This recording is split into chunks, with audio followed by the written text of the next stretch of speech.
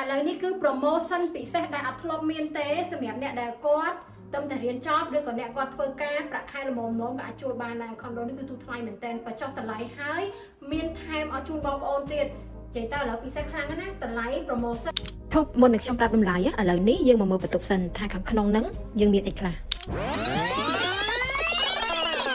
អញ្ចឹងយើង promotion ទៅលើប្រភេទ2បន្ទប់គេគឺយើងមានកន្លែងទទួលភ្ញៀវផ្ដល់ជូនយើងមានទូរទស្សន៍ហើយមកខាងនេះគឺយើងមានបន្ទប់ទឹកធំទូលាយ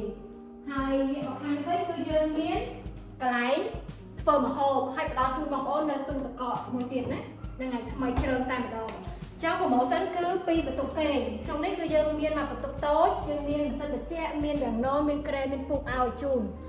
ហើយបន្ទប់មួយទៀតគឺប្រភេទបន្ទប់ធំអញ្ចឹងយើងមានខែមានបន្ទប់ត្រជាក់មានរ៉ាំណូមានទូដាក់កៅអៅឲ្យជូនបងប្អូនមួយទៀតអញ្ចឹងតម្លៃ promotion ពី$450ចុះជូនបងប្អូននៅតែ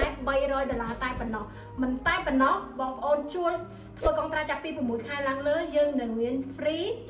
កន្លែងហែលទឹកនិងហាត់ប្រាណនិយាយទៅបងប្អូនចំណេញបាន fitness មួយតង់ទៀតអញ្ចឹងសម្រាប់ព័ត៌មានបន្ថែមឆាតមក page promotion យើងមានតែ10 unit ទេណាអស់ពី10 unit ហ្នឹងគឺយើងអត់មាន promotion នេះបែបនេះទេអញ្ចឹងសម្រាប់បងប្អូនដែលគាត់ចាប់អារម្មណ៍ inbox ណា